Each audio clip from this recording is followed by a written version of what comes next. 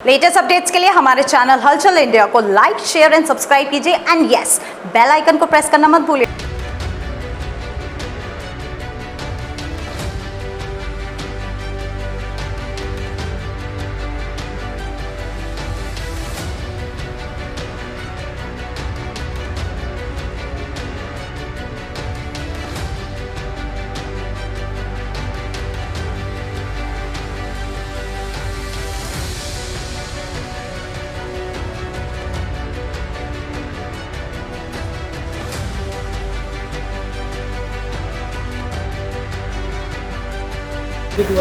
Governor Satyaprakash Malik ji, पहले तो आपका स्वागत है। सत्यपाल मलिक जी, पहले तो आपका स्वागत है जनपद हापुड़ में। और राष्ट्रीय स्तर पर ख्याति आपने प्राप्त करी है और जनपद हापुड़ में आज आपका आगमन, क्या बड़ी बात है? बड़ी क्या विशेष है आज?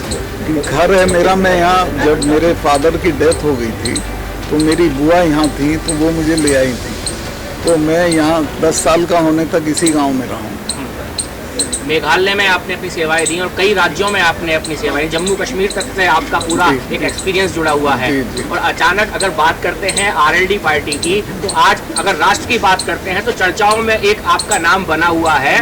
तो कहना चाहिए बहुत सारी जंपिंग हो रही है पार्टीज में, उस पर क्या बोलना चाहेंगे? नहीं, मैं जंपिंग पे तो नहीं बोलूँगा, कौन कहाँ जा रहा है, लेकिन आरएलडी तो हमारी पार्टी, हम तो इसी में से निकले।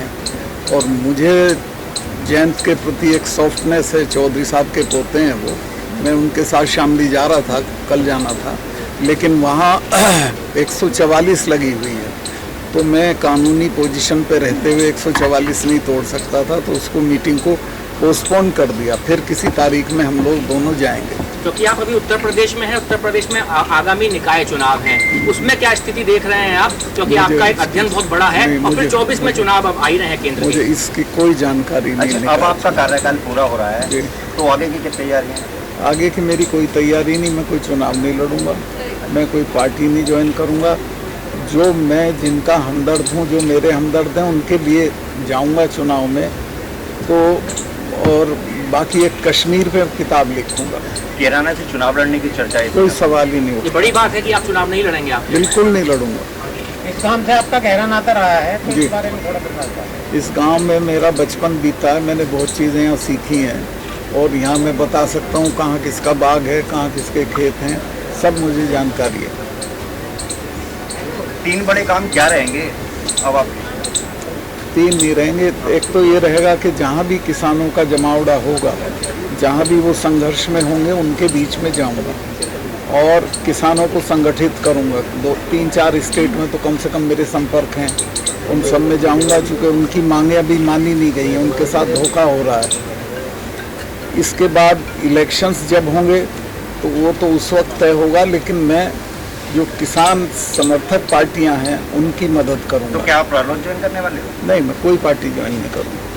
आप चुनाव भी नहीं लड़ रहे, रालोद में आप ज्वाइन नहीं करेंगे, आप सीधे घोषणा कर रहे हैं। कश्मीर पर आप कह रहे हैं कि उपन्यास आप अपना किताब आप लिखेंगे। तो अभी कश्मीर फाइल्स पिक्चर भी आई थी, उसकी स्टोरी लाइन बहुत ही ज्यादा चेतनाओं को उसने कहना चाहिए छुआ। तो उस स्टोरी लाइन पर कुछ अपने आप रखना चाहेंगे? मैं उस पर नहीं बोलूँगा क्योंकि बहुत कंट्रोवर्शियल बात है, लेकिन मैं इतना ज़रूर कहूँगा कि मेरे जो तजुर्बे हैं कश्मीर के, एक उसमें मूल बात आप ये लिख लें या भूल दें कि 370 जब हट रही थी तो वो मेरे दस्तखत से हटनी थी। हटाई तो प्रधानमंत्री जी ने, गृह मंत्री ने, लेकिन चिट्ठी मेरे यहाँ से आनी थी राज्यसभा में और फिर उस पर बहस होकर पास होना था। उस वक्त ये कहा जाता था महबूबा की तरफ से, इनके अब्दुल्लाज की तरफ से, कि खून की नदियाँ बह जाएंगी। आपको जान के अच्छा लगेगा कि एक गोली हमको नहीं फायर करना पड़ी, कोई कैजुअलिटी नहीं हुई और 370 हट गई। जैसे कि देखा गया इस गांव के रास्ते काफी खराब हैं, आने जाने की सुविधा जो है बहुत। अरे ऐसे बड़े बड़े चौधरी बैठे हैं, ये विधायक जी इनको कहो। सर, एक बड़ा मुद्दा है, काफी टाइम हो गया, लेकिन जम्मू कश्मीर में अभी तक चुनाव नहीं हो रहे हैं। अभी राज्यपाल रहते रहते आपके 3 बड़े काम, आप कौन सी 3 उपलब्धि मानते हो कि भाई ये सबसे बड़ी उपलब्धि थी हमारी? अब मुझे तो कहना, वो तो आप जज करेंगे, पर बड़ी उपलब्धि तो कश्मीर की थी। कश्मीर में मैंने नई भर्तियां रुकवा दी थी, पत्थरबाजी बिल्कुल रुक गई थी, कश्मीर की असेंबली मैंने डिसॉल्व की बिना किसी दाएं बाएं के, और उसके बाद 370 ख़त्म की, कोई कैजुअलिटी नहीं, एक पूरे टर्म में मुझको एक भी गोली नहीं चलाना पड़ी। बिहार में मैंने 35 साल कभी पहले चुनाव हुए थे छात्र संघ के, जाके छात्र संघ के चुनाव कराए, और सुशील मोदी ने पब्लिक मीटिंग में कहा कि इतने पीसफुल इलेक्शन हमारे ज़माने में भी नहीं हुए। स्टूडेंट्स का बहुत बढ़िया स्टूडेंट लीडरशिप निकल के आई। वहाँ पे मैंने जो लड़कियों, जो कॉलेजों में, जिस कॉलेज में भी लड़कियों का बाथरूम या कॉमन रूम नहीं होता था, मैं उसकी मान्यता रद्द कर देता था, तो वो सब हो गया। बीएड के वहाँ 110 कॉलेज थे जिनमें कोई टीचर्स नहीं, कुछ नहीं, दाखिले के वक्त पैसे लेते थे, इम्तहान में पैसे लेते थे, उसको मैंने सेंट्रलाइज कर दिया। उसका एक सेंट्रलाइज्ड इम्तहान हुआ और उससे गरीब लड़के बीएड में दाखिला ले पाए। कश्मीर पर ही एक बड़ा सवाल है। जी जी। 370 हटी, बहुत सारी बातें करी गई। कश्मीरी पंडितों का बहुत बड़ा मुद्दा रहा, कहा सरकार ने कि पुनर्वास उनका करवाएंगे वहाँ पर, लेकिन अभी तक कुछ ऐसा होता देखिए, मैं तो मेरे समय में हमने बहुत सारे उन लोगों के लिए कॉलोनीज, क्वार्टर्स बनवाए। किसी वजह से वो इंटरेस्टेड नहीं थे वापस आने में। अब कोशिश तो हो रही कि आ जाएं, लेकिन देखिए फ़र्क ये है, मुझे वहाँ एक जगह है छत्ती सिंहपुरा, जो सिखों का एरिया है, उनके यहाँ भी 20 लोग टेररिस्टों ने मार दिए थे एक रात में। तो वो उससे भागे नहीं, वो डट गए वहीं कि हम देखेंगे, सब ने हथियार ले लिए। वो अभी भी ऐसे के ऐसे ही बसे हुए हैं।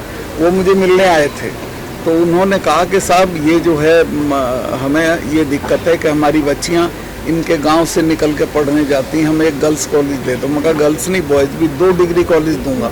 उन्होंने जहां उंगली रखी मैंने वहीं उनको डिग्री कॉलेज दे दी, और जब मैं आया हूं तब वो कॉलेज चालू हो गए। आरक्षण दिया। आपने कहा कि जगह भी मुहैया करवाई, कश्मीरी पंडित अभी वहाँ नहीं पहुँचे हैं, स्वेच्छा से नहीं पहुँचे हैं, जो भी है, तो क्या डर का माहौल अभी भी है वहाँ?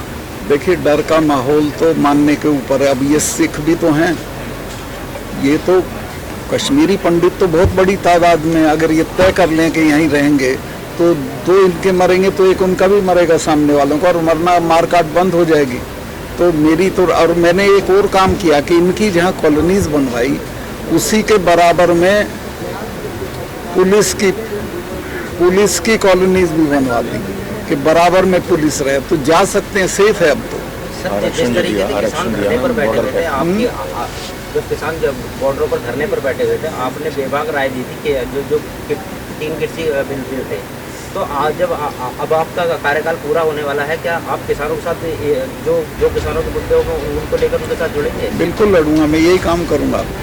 और उन बिलों को आप माने ना, प्रधानमंत्री ने माफ़ी मांग के वापस किए वो 3 बिल। कश्मीर में मैंने एक काम और किया कि बॉर्डर के साथ जो 10 किलोमीटर तक कोई भी जाति हो जो बसते थे, उन सबको आरक्षण दे दिया। चूँकि उनका नुकसान होता था, उनके ढोर मरते थे, लोग मरते थे, तो वो बहुत खुश हुए थे। केंद्र की जो नीति है कश्मीर को लेके, चाहे वो 370 की बात आती हो या बहुत सारे मिथक और बहुत सारे कयास अभी भी पब्लिक के सामने परोसे जा रहे हैं, तो केंद्र की नीति को लेके आप क्या कहना चाहेंगे? उस पर मेरा बोलना ठीक नहीं है।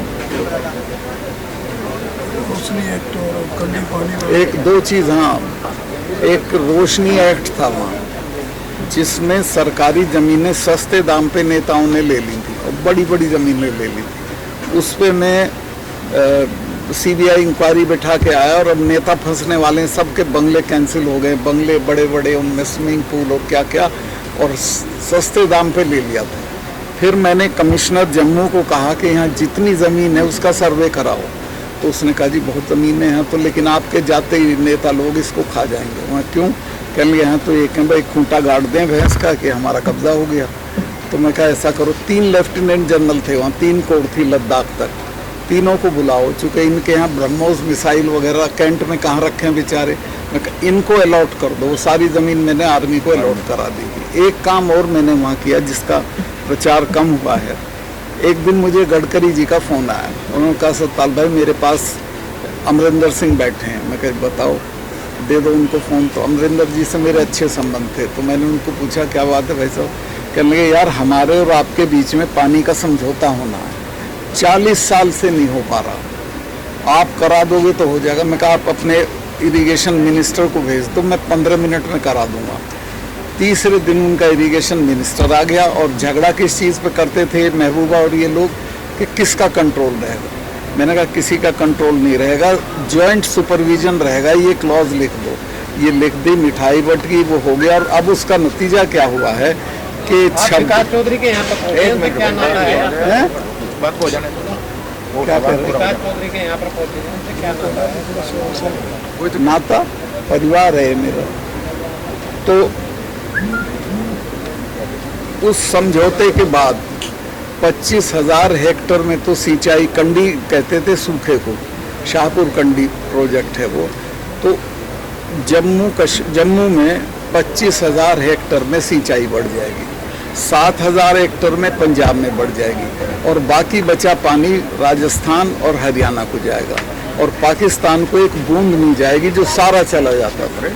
पर एक प्रश्न जी, 370 के बाद कहा गया पहले कोई जमीन नहीं खरीद सकता था जम्मू कश्मीर से अलग जो नागरिक था हिंदुस्तान का, क्या अब वहाँ पर जमीन खरीद सकता है कोई? हाँ बिल्कुल खरीद सकते हैं, कोई मनाही नहीं है।